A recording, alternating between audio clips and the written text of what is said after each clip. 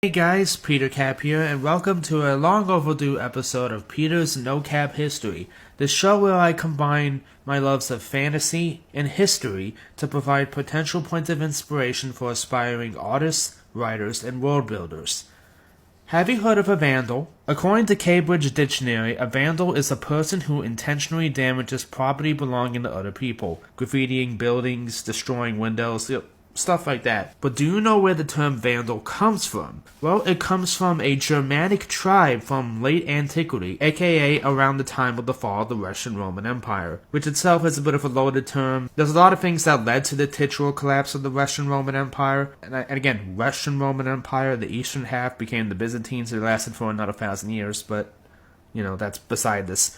The Vandals originally came from southern Poland, and like many Germanic tribes, they migrated into the Roman Empire around this time. The cause of this great migration is not exactly agreed upon. It definitely was related to the Huns, which, at this time were basically undefeated. Other possible reasons include climate change related stuff. The point is, you had a lot of tribes trying to migrate into Western Europe, and this is what's been called barbarian invasions, which they were technically invasions, but not really, and I don't like the term barbarian. It's about as disingenuous as calling a Native American savage. These are Germanic tribes. Despite what that term implies, Germanic is not the same as German.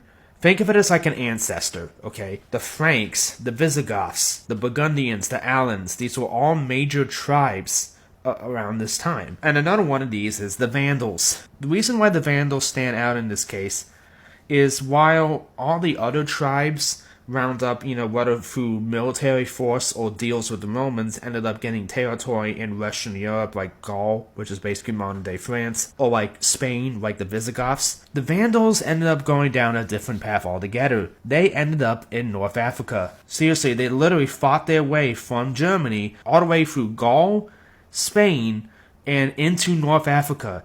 And their rampage culminated in them taking Carthage and basically taking North Africa from the Western Romans. And this was a big deal, and it can't be understated, okay? North Africa was the Roman Empire's breadbasket, so famine became way more prevalent around this time thanks to this. And the Vandals also now had a navy, which they used to devastating effect against the Romans. Using North Africa as a springboard, they committed many raids and atrocities. They also took some of the surrounding islands that were close to Italy as well. They caused a lot of havoc. The Romans did try to appease the Vandals through marriage and other sort of deals, but the Romans were kind of idiots around this time, and they were sabotaging each other, and the deal didn't go through. You had a lot of generals and wannabe emperors that wanted to rule, and they were more than willing to sabotage each other as a result. Ignoring the fact that you literally had a Germanic army on your doorstep, the end result of all this was the Vandals sacking Rome, one of the few enemies of Rome that can say they've done that. The Visigoths had done it a couple decades earlier. The Celts, one of the Celtic tribes, did this way in the beginning. And it is because of the Vandals sacking Rome that the name Vandal became infamous with property destruction and havoc. Personally, though, in my opinion, I think it's just the entire history of the Vandals, okay? We're talking about a people that raided their way from Germany all the way to North Africa. It can't be said how far that is and how insane that trail of conquest and destruction is. That is huge. The piracy in the Mediterranean ramped up from the Vandals' efforts. You see what I mean? This all kind of adds up. Now, the glory of the Vandals would not last forever.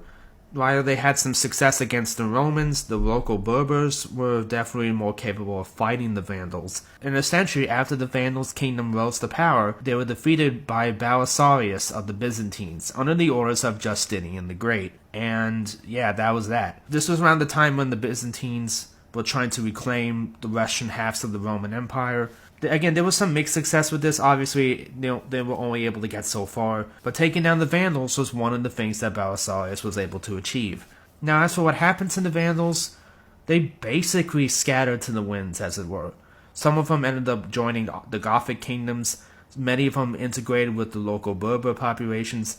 Some of the Vandal noblewomen ended up, marrying Byzantine officials. Whatever the case may be, the Vandals just kind of fizzled out.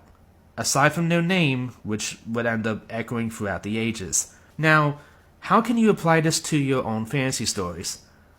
If I could be honest, I'm not exactly sure with this one. I more just wanted to talk about the Vandals a little bit because I love history and it's such an understated aspect of history. I think there is definitely some world building potential here.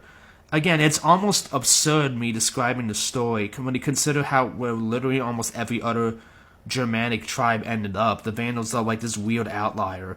You know what I mean? So I guess it could give points of reference for how you can have outliers for major world building and history in your story. I think there's also something to be said for the legacy of the Vandals that to the point that their name ended up becoming synonymous with, negative things. That might be something to consider doing for your stories. Like if you want a way to establish the infamy of a villain or evil group of people, maybe consider using the name of that people as like a byword in a similar manner. But yeah, as you can see, there's a lot to talk about there. I hope you enjoyed this episode. I know it's been a while. I'm gonna try and do more of these soon. But yeah, that is basically it. I will see you guys next time.